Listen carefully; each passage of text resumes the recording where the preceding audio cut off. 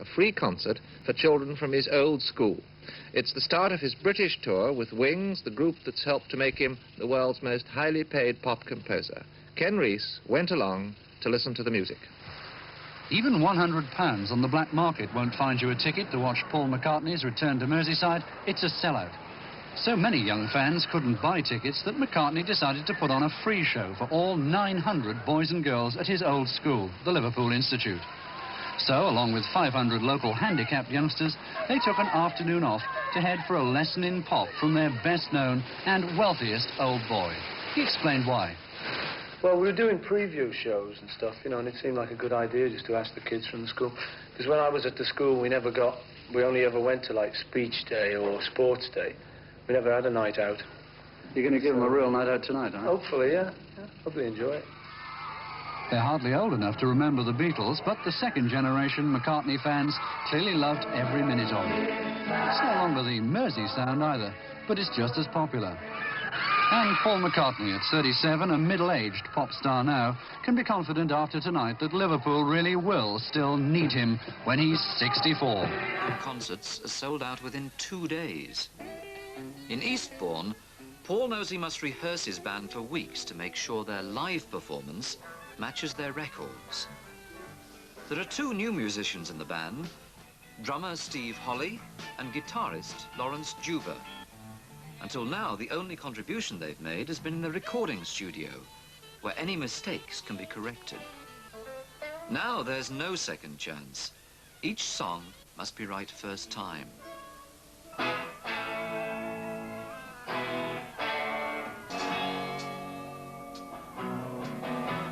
I remember the first time, I wasn't in the group at the time of Mulligan, just tired, but I remember hearing that for the first time at Denny's house at Christmas, or near Christmas now. I said, what on earth is this all about, you know? And there you've got like the biggest selling record ever in the UK, so I can't argue with it anymore, you know? But are you both of you 10, 11 years younger than Paul and yeah. And do you feel you've joined a middle-aged band? I have, yes. Does it make any difference? I think the only thing is that I've still got a lot of the enthusiasm that's obviously, you know, for a time we'd probably wane for a while, you know. We're just talking about you. Yeah, we're talking about how middle-aged you are. These young boys. Do you think it is a middle-aged band, Wings?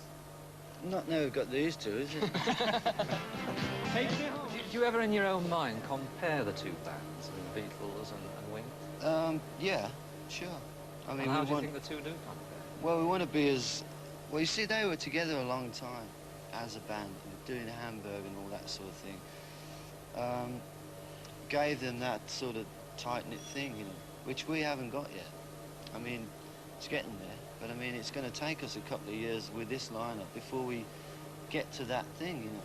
See, they don't know until we're on stage what the reaction's going to be. I know a little bit more because I've done it before with the band, but they still don't know, you know, Steve, they still haven't had all that yet.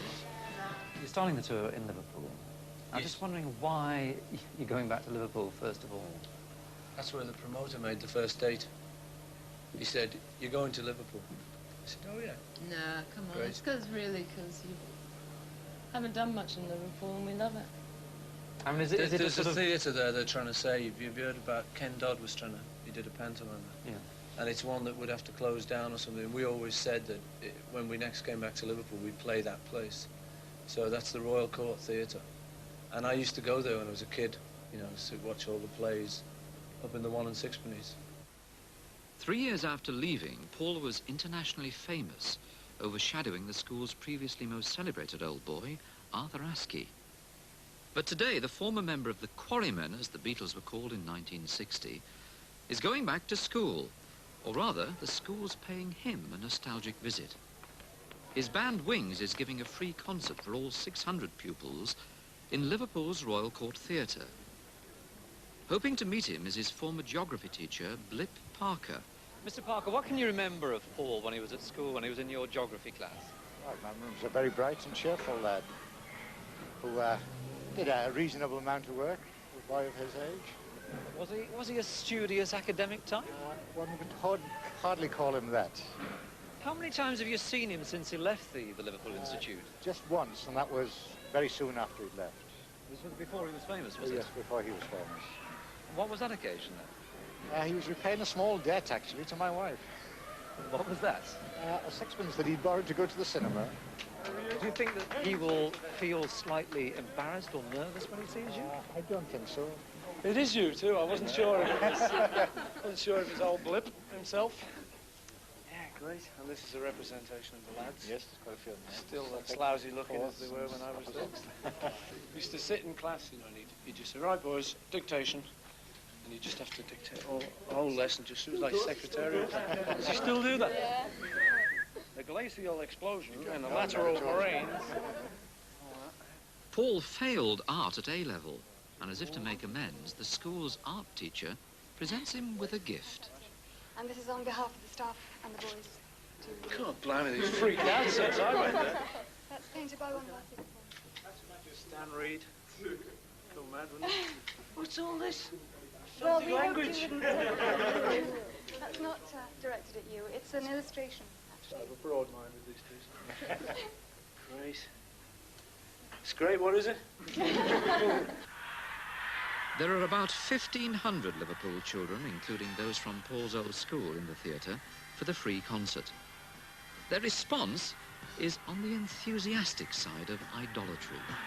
When you were starting out as a school kid and you decided not to have a job, there are thousands more kids in that position now because they don't even have the choice of getting a job. It's the bureaucrats. What do you feel about that? Because they haven't got the same escape route as you, have they? Yes, they have. Everyone's got the same escape route, you know. Everyone, it never gets any worse, that, you know, if you want to get out and do it.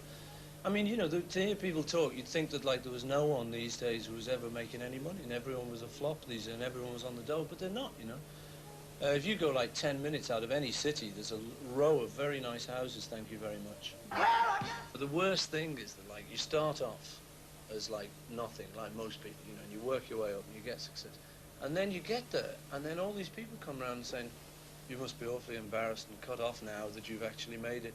Must be a real drag, you know. You got to kind of sit around thinking, well, wait a minute, it's not that bad. I mean, I can have a moan like the next man, you know, about it. Yes, it's sometimes embarrassing and all that. But what's the alternative, you know? It's like... Yeah, well, you could become a has-been, couldn't you? A husband. I could become a has-been, yeah. I'm working on husband, that. isn't it? I mean, I started, when I left school, I didn't want to get a job, so I joined a group. Well, like, now it's turned out to be quite a job. You know, it's like, it's not like it was. I mean, has it become like a sort of factory job? Job. Yeah, it's become a lot more like a job than I ever intended it to Well, be, I mean, but that it does sounds for boring. everyone. Pardon? That sounds boring if it's like a job. It is. Very boring. It's like your job.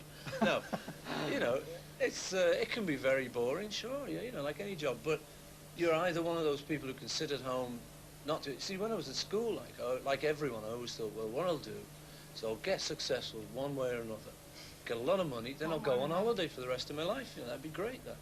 But if you ever see any of these people who really do that and who just go and get suntan the rest of their lives, and they all crack up and go funny, you know. That's not So much fun. it's not that good. That's a bit boring. That's even more boring. We're just really lucky to be even sane. Paul's always made it a strict rule to keep his family out of the public glare. Tonight is to be a family celebration of the opening night of the Wings tour, but he's broken his usual rule to let us eavesdrop on the McCartneys in party mood. Many of Paul's relatives are already world famous in name because he insists on writing them into his songs. There's Brother Michael, Auntie Gin, Sister Susie, Cousin Ian. But there are no airs and graces, and none of the usual showbiz hypocrisy. Family occasions like this, because it's a tight family, do, isn't it? How tight, most of them is family, yeah. Yeah. How tight is the family? How many Paul? They're going to be tight in a minute. After a couple more drinks, they're going to be really tight. One of the feelings you get about a do like this is that it's just so, you know, an ordinary family do. And there's no sort of airs and graces or anything like that. Well, that's I mean, is that how it feels to you? Yeah, that's how it's always been, you know. It's since I was a little kid, you know. It's the same thing, the same dues. They're always like this. I mean, why aren't they sort of in awe of you? I mean, because they don't like you're me. You're a superstar, aren't you? No. No, I'm not. Not tonight. What about your kids? Because I know you're very sensitive about them not being in the public flare. Well, yeah, you know, we try and keep them out of it. Because you see so many other kids, you know, who get in the kind of showbiz thing, and they all go very precocious and goes to their heads, you know, because it does if you're a little kid. But, I mean, you deliberately chosen to keep them at ordinary schools as well. Yeah. I mean, schools like the ones that you were at. Yeah. Why? I think it's just as good as any other school. And if they go to a sort of posh school, then they're privileged. And they're privileged enough, I suppose, as it is.